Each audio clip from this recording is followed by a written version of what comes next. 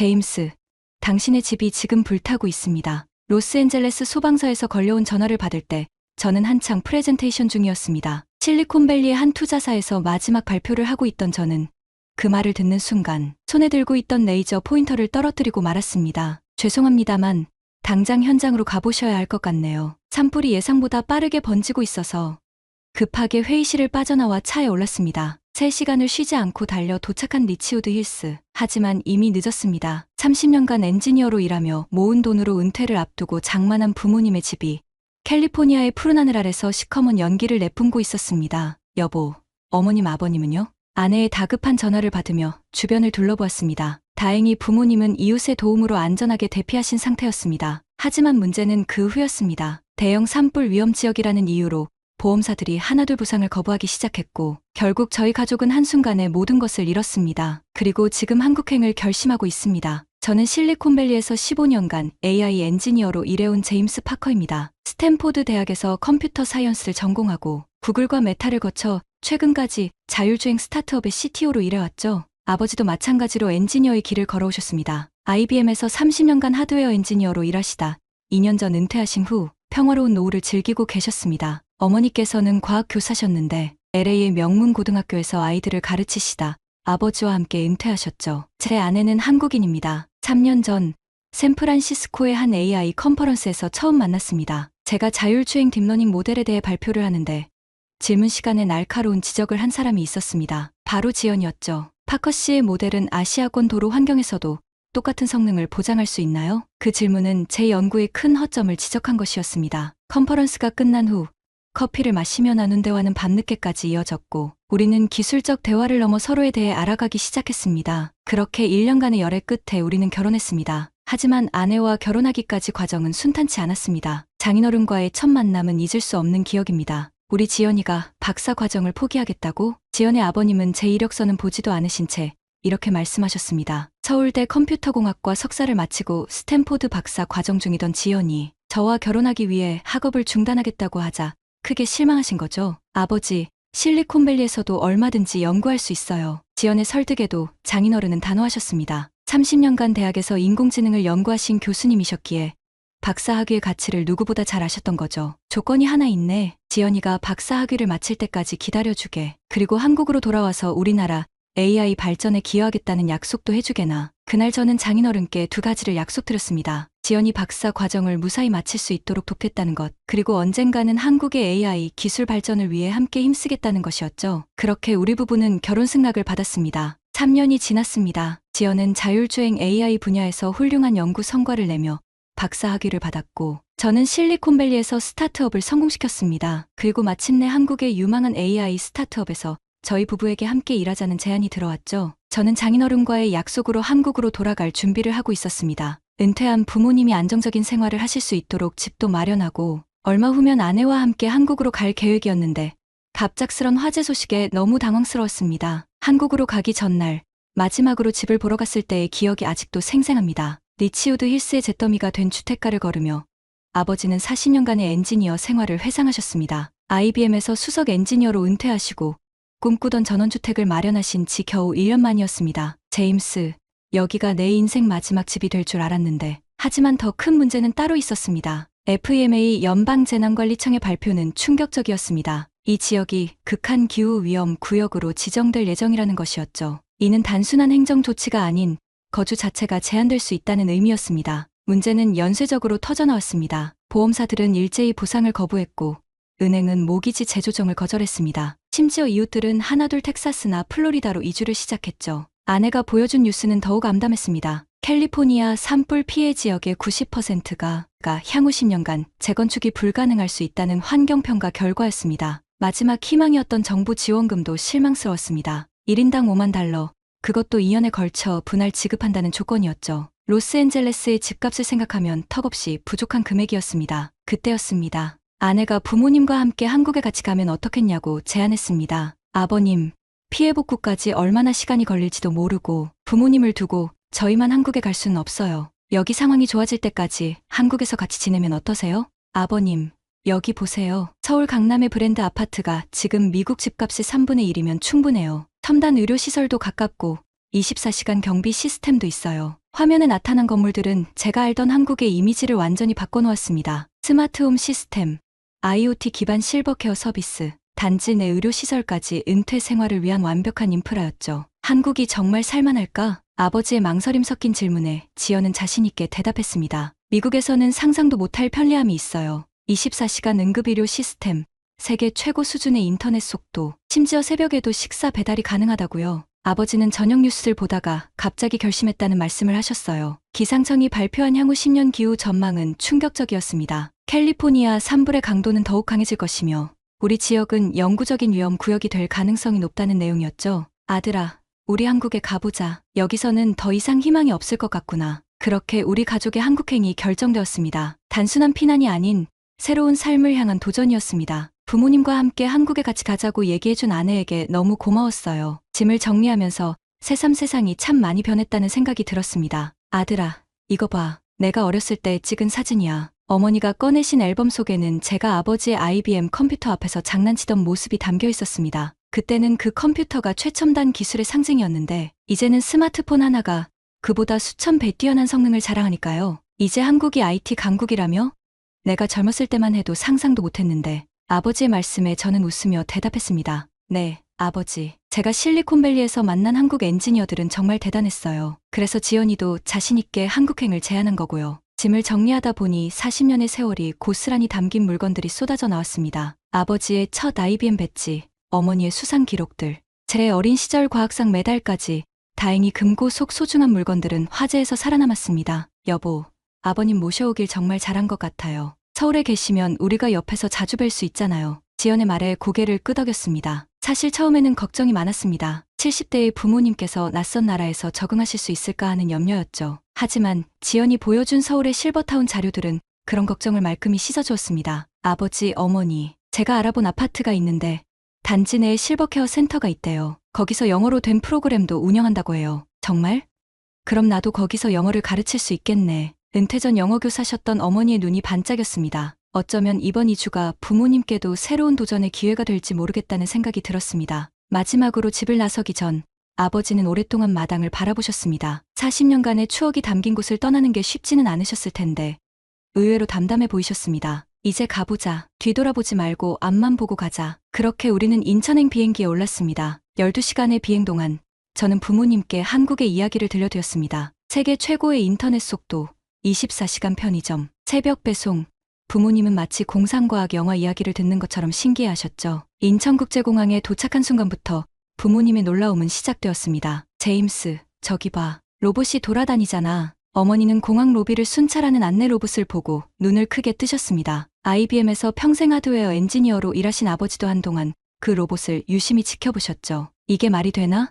입국 심사도 자동으로 한다고? 스마트 입국 심사대 앞에서 아버지는 또 한 번 놀라셨습니다. 얼굴 인식 한 번으로 모든 심사가 끝나는 걸 보시더니 고개를 가로저으며 혼잣말을 하셨습니다. 내가 IBM에서 30년간 개발했던 것들이 여기서는 이미 일상이 되어 있다니. 하지만 진짜 충격은 그 다음이었습니다. 공항철도를 타기 위해 교통카드를 구매하러 갔을 때였죠. 잠깐만, 이 카드 하나로 지하철, 버스는 물론이고 편의점에서도 쓸 수 있다고? 아버지는 교통카드의 설명을 듣고 놀라워하셨습니다. 더구나 스마트폰만 있으면 카드도 필요 없다는 설명에는 그만 말문이 막히셨죠. 이게 전부 실시간으로 연동된다는 거야? 지하철 도착 정보가 실시간으로 업데이트되는 전광판을 보며 아버지는 마치 어린아이처럼 호기심 어린 눈으로 주변을 살피셨습니다. 실리콘밸리에서도 보기 힘든 수준의 디지털 인프라가 이곳에서는 일상이 되어 있다는 사실이 놀라우셨나 봅니다. 여보, 우리 생각보다 더 큰 결정을 한 것 같아요. 어머니는 공항에서 서울로 향하는 차 안에서 조용히 제 아내의 손을 잡으셨습니다. 걱정과 기대가 뒤섞인 표정이었지만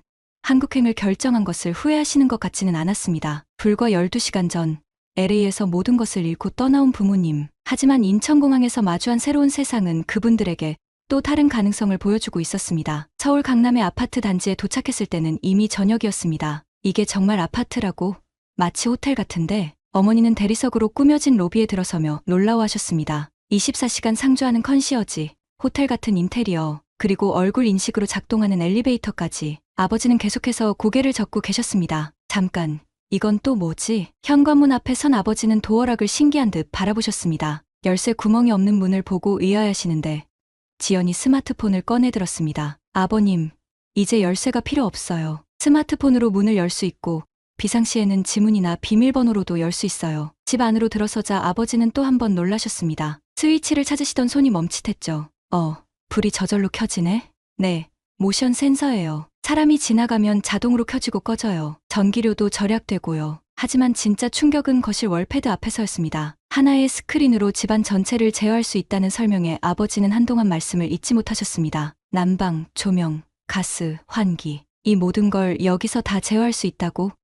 심지어 택배가 왔다는 알림까지. 아버님, 이제 스마트폰으로도 다 제어할 수 있어요. 외출하셨을 때도 집 안 상황을 체크할 수 있죠. 마스터 침실로 안내해 드렸을 때 어머니는 창밖 야경에 한동안 넋을 잃고 계셨습니다. 아래로 펼쳐진 강남의 불빛이 마치 별들처럼 반짝였죠. 이런 곳에서 살게 될 줄이야. 정말 꿈만 같구나. 그때였습니다. 갑자기 어디선가 음성이 들려왔습니다. 환영합니다. 실내 온도 26도. 실내 공기질 양호합니다. 인공지능 스피커의 갑작스러운 등장에 부모님은 깜짝 놀라셨습니다. 하지만 곧 흥미로운 표정으로 이것저것 물어보기 시작하셨죠. 아들아, 이게 정말로 다 알아듣고 대답하는 거니? LA에서의 상실감이 채 가시기도 전에 부모님은 이미 새로운 세상을 마주하고 계셨습니다. 그분들의 눈에서 서서히 희망의 빛이 피어나는 것을 보며 저는 이번 결정이 정말 옳았다는 확신이 들었습니다. 첫날 밤, 부모님은 쉽게 잠들지 못하셨습니다. 여보, 우리가 지금 꿈을 꾸고 있는 게 아닐까? 어머니의 말씀에 아버지는 조용히 창가로 걸어가셨습니다. 40층 높이에서 내려다 보이는 서울의 야경은 LA와는 또 다른 매력이 있었죠. 아침에는 뭐가 또 우리를 놀라게 할지 궁금하네. 아버지의 농담 섞인 말씀에 모두가 웃었지만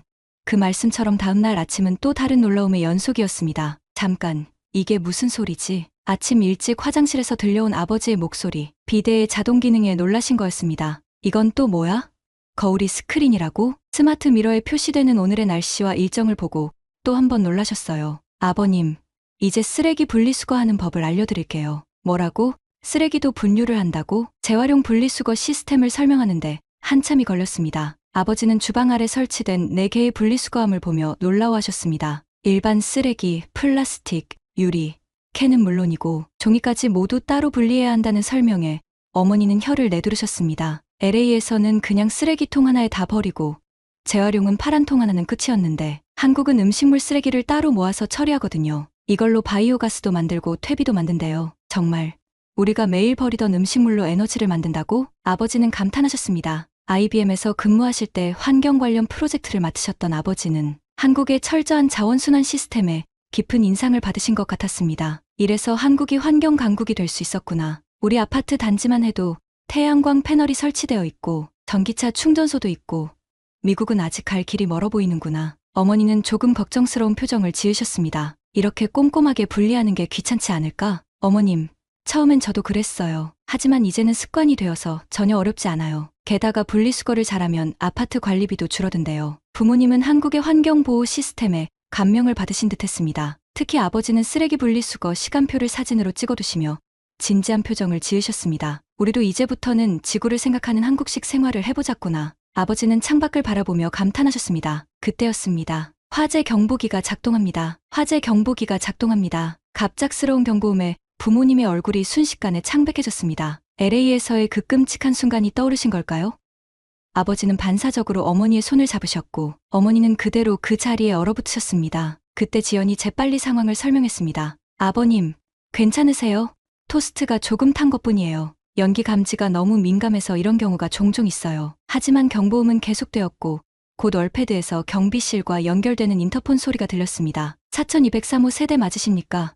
화재 감지 알림이 왔는데 괜찮으신가요? 네, 괜찮습니다. 토스트를 조금 태웠을 뿐이에요. 알겠습니다. 혹시 모르니 잠시 후 순찰 돌면서 한 번 더 확인하도록 하겠습니다. 이 상황을 지켜보시던 아버지의 표정이 조금씩 바뀌기 시작했습니다. 공포에서 안도로, 그리고 마침내 감동으로. 이렇게 빨리 대응한다고? 네, 아버님. 연기가 조금만 감지돼도 바로 경보가 울리고 경비실에 통보돼요. 심각한 상황이면 자동으로 소방서에도 연락이 가고요. 그럼 우리 집에서 지난번처럼 그런 일은 없겠구나. 아버지는 말을 끝맺지 못하셨습니다. 대신 깊은 한숨을 내쉬셨죠. 그건 안도의 한숨이었습니다. 잠시 후 정말로 경비원이 방문의 상황을 확인했고 모든 것이 괜찮다는 걸 다시 한번 확인시켜 주었습니다. 여보, 우리 이제 안전하게 살 수 있겠죠? 어머니의 눈가에 맺힌 눈물을 보며 저는 다시 한번 한국행 결정이 옳았다는 확신이 들었습니다. LA에서의 트라우마를 한국의 철저한 안전 시스템이 조금씩 치유해주고 있었으니까요. 부모님이 많이 놀라신 것 같아서 걱정이 돼요. 기분을 풀어드리려고 밖으로 나들이를 모시고 갔어요. 지하철을 처음 타보시는 부모님을 모시고 강남역으로 향했습니다. 에스컬레이터를 타고 지하로 내려가는 순간부터 부모님의 놀라움은 시작되었습니다. 이렇게 깊이 내려가나요?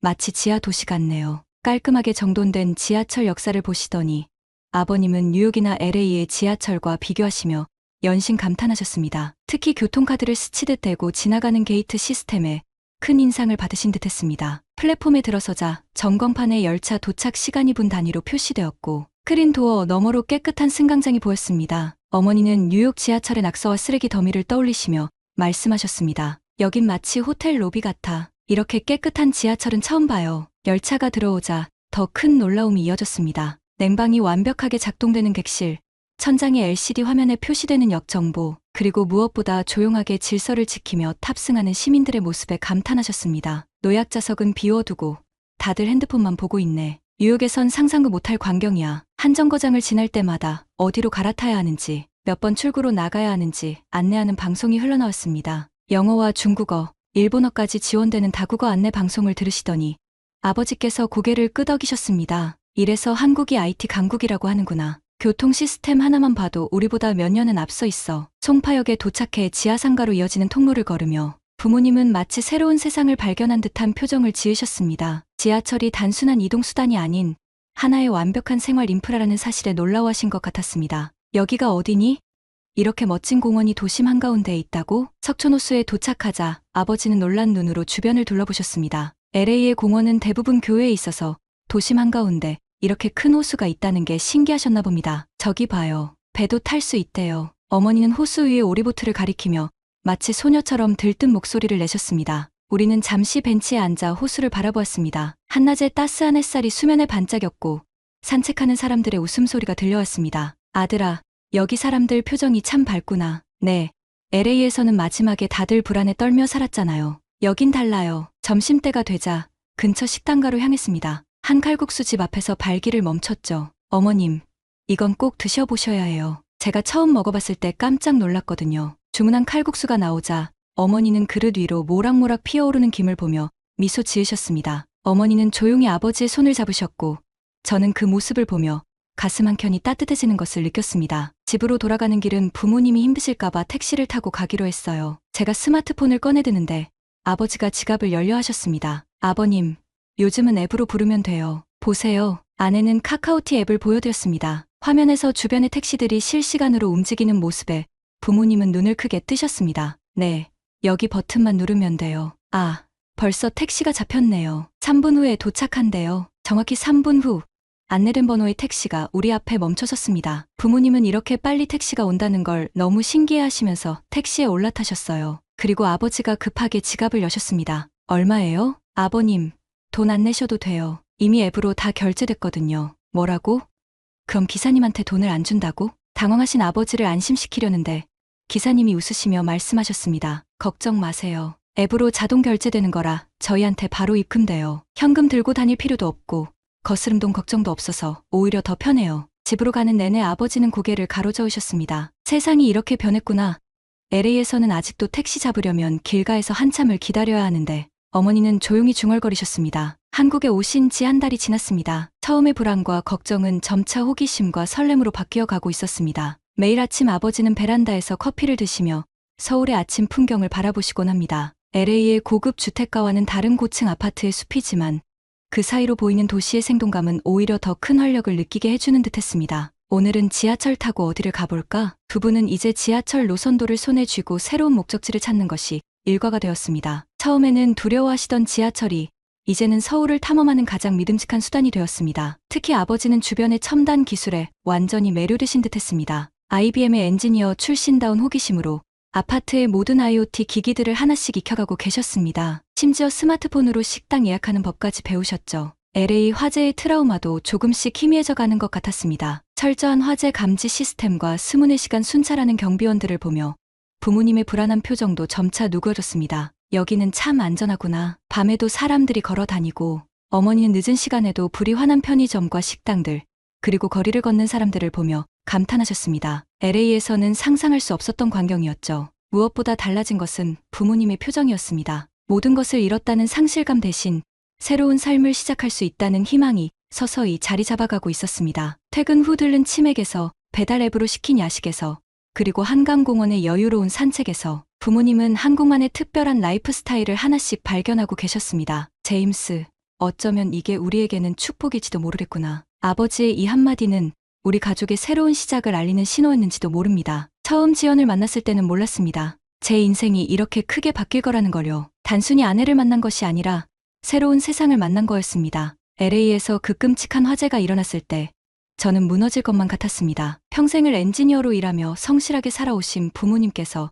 하루아침에 모든 것을 잃으셨다는 사실이 너무나 고통스러웠죠. 하지만 아내는 달랐습니다. 절망적인 상황에서도 새로운 가능성을 보았고 한국이라는 대안을 제시했습니다. 처음에는 반신반의했지만 지금 와서 보니 그것은 우리 가족을 위한 최고의 선택이었습니다. 부모님은 이제 한국 생활을 즐기고 계십니다. 아버지는 매일 아침 산책을 나가시며 이웃들과 대화를 나누시고 어머니는 단지 내 커뮤니티에서 새로운 친구들을 사귀셨습니다. 무엇보다 그 끔찍한 화재의 기억에서 조금씩 벗어나고 계신 것이 가장 큰 변화입니다. 아내는 부모님도 저희 부모님을 각별히 챙겨주십니다. 주말이면 함께 식사를 하고 한국의 문화와 음식을 소개해 주시죠. 서로 다른 문화와 언어를 가진 두 가족이 이렇게 하나가 되어가는 모습을 보면 가슴이 따뜻해집니다. 이제 와서 생각해보면 지연과의 결혼은 제 인생에서 가장 현명한 선택이었습니다. 단순히 한 사람과의 결혼이 아닌 새로운 문화와 가능성을 만난 거였으니까요. 위기의 순간에 부모님께 새로운 희망을 드릴 수 있었던 것도 모두 아내 덕분입니다. 앞으로도 우리 가족의 이야기는 계속될 것입니다. 이제는 두려움 없이